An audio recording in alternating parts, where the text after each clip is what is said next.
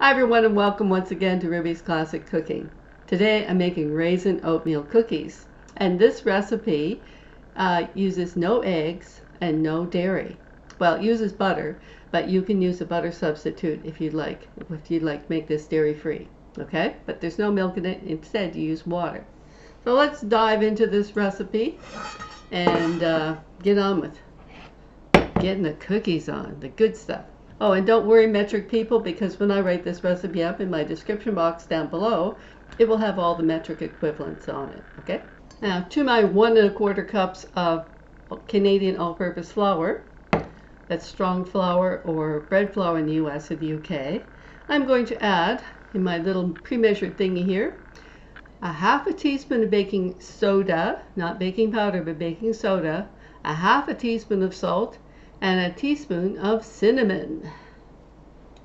There we go. That goes into my flour. And now I'm going to mix this together. Make a homogeneous looking mixture. Don't want any streaks of salt or soda or cinnamon in this. I want it to all be the same. There's not a whole lot of different ingredients in this recipe, but I want them all to be well combined. All right, there's that done. And now I need 1 1/4 cups of rolled oats. Now, that's what rolled oats look like. I'm not sure if you have them in your neighborhood or not.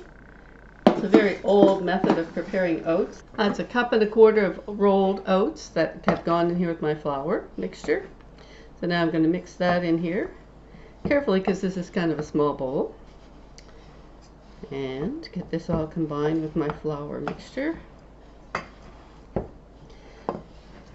You need rolled oats. These are the 5-minute oats. They're not 20-minute oats, so they're not instant oats. They're ones that take 5 minutes.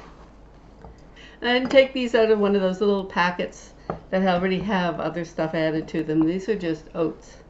These are just rolled oats that I bought at the grocery store. There you are with the oats all mixed in. Now, the next thing I'm going to do, this is a 1/2 cup of butter, softened so that it's at room temperature. Okay, now if you want to choose something else like a margarine or a butter substitute of some sort, you can do that if you want it to be butter free. If you want these cookies to be dairy free, want it to be room temperature so that it will mix easily with your 1/2 cup of brown sugar.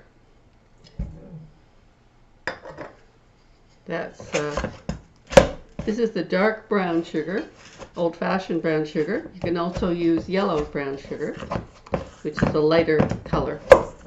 But this gives a kind of a richer flavor to your cookies, a more caramelized flavor to your cookies, and it costs the same as the regular stuff. So I've gotten in the habit of buying it. Now I'm just going to blend my brown sugar and butter together. I have to cream them together, and that means I have to integrate the butter into the sugar so that it becomes like one ingredient in my bowl. There won't be any bits of butter left, there won't be any bits of brown sugar left, so it'll just be one thing in my bowl. And you can take your time doing this. It's important to get this well integrated. You could use a mixer if you wanted to, electric handheld mixer. But the rest of this recipe is by hand, so I figured, what the heck. My arm's a bit of a workout.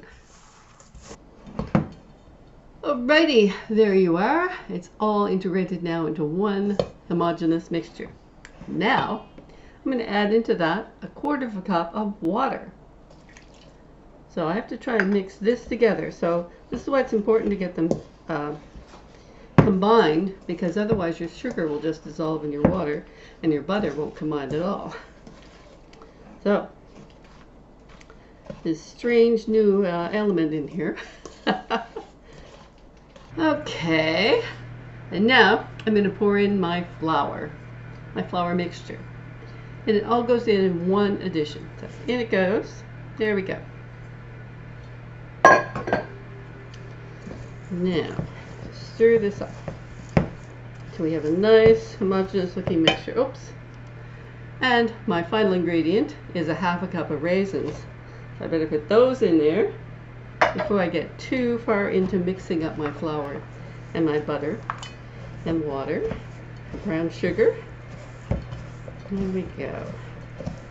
That's better.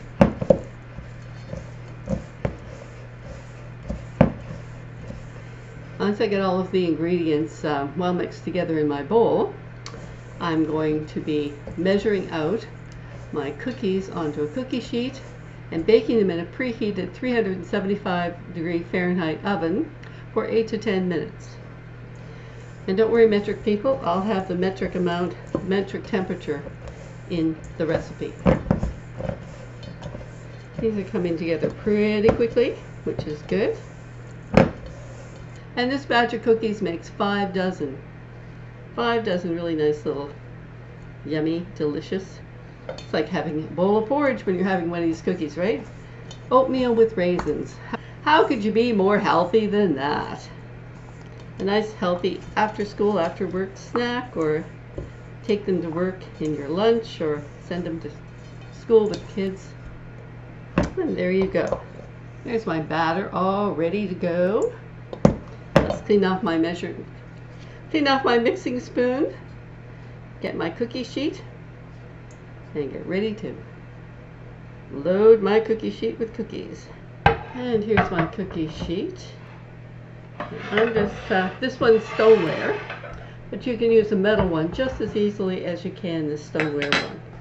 And I've got a 1 tablespoon cookie scoop here, which is 15 milliliter size. Or you can just make small balls using a teaspoon from your drawer. Now, I'm just going to scoop these out here on my cookie sheet.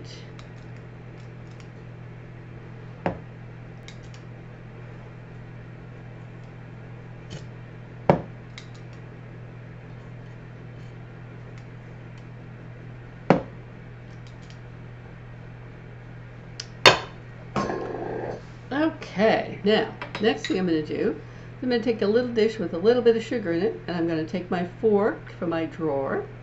I'm going to get that on my tines of my fork, and I'm going to mash that down to 1/4 of an inch thickness, which, metric people, don't worry, I will have that figured out for you in the recipe as well. I can also make these plain by leaving out the raisins, or I could make them date oatmeal cookies by just putting dates in here instead. A half a cup of chopped dates. My husband wanted raisin oatmeal cookies today, so today I'm making raisin oatmeal cookies. There you go, first batch ready to go in the oven, and I'll be back in 8 to 10 minutes to show you what these look like when they're fresh and hot out of the oven. And here are my almond raisin cookies, all fresh and hot from the oven, as you can see. I'm going to put them on the cooling rack now, and then I'll get to taste test them afterwards. I know you can't see what I'm doing here, but I'm just taking these cookies off, and I'm just putting them on the cooling rack here in front of me. I've got to take them off now because you don't want to leave your cookies on the cookie sheet after they're cooked, because if you do, they can continue baking on your cookie sheet and get overdone. Okay, here are my cookies all safe on my cooling rack. I hope you enjoyed my video today, and I hope that you'll give this recipe a try at home. I hope you'll like, subscribe, leave a comment below, especially if you make this recipe. And hey, come on back and watch me next time on Ruby's Classic Cooking. Bye for now.